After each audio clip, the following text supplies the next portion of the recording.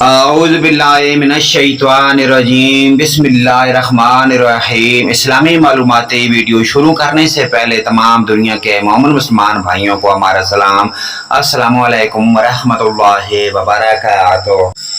سوال: جنگ قادسیہ کتنے روز تک لڑی گئی؟ جواب: 4 روز تک۔ سوال: جنگ یرموک کب اور کس کی سرپرستی میں لڑی گئی؟ جواب: 15 ہجری کو حضرت ابو عبیدہ کی قیادت میں۔ سوال: جنگ یرموک کس کے خلاف لڑی گئی؟ جواب: رومیوں کے خلاف۔ سوال: جنگ یرموک کس رومی سپہ سالار کی سربراہی میں لڑے؟ جواب: یابان کی سربراہی میں۔ سوال: خلیفہ ثانی کا کیا نام تھا؟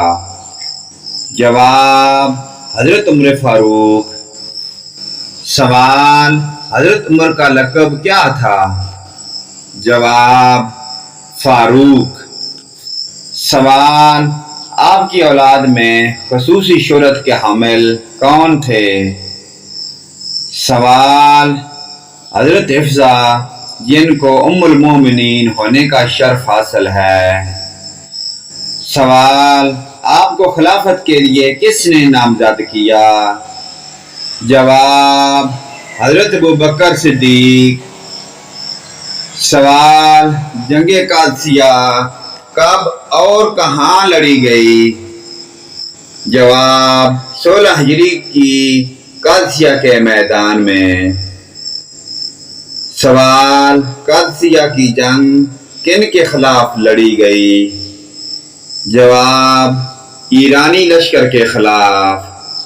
پیارے دوستو، ان پیاری دینی معلومات کو آگے اپنے والدین، رشتہ داروں، عزیز و اقارب کے تمام اپنے پیارے مومن مسلمان بھائیوں کے ساتھ شیئر کریں۔ اللہ پاک کی ذات ہمیں اپنے پیارے دین پر اور 5 گانہ نماز پڑھنے کی اور ان پر عمل کی توفیق عطا فرمائے۔ ویڈیو اچھی لگے لائک، کمنٹ اور شیئر کریں، آمین یا رب العالمین۔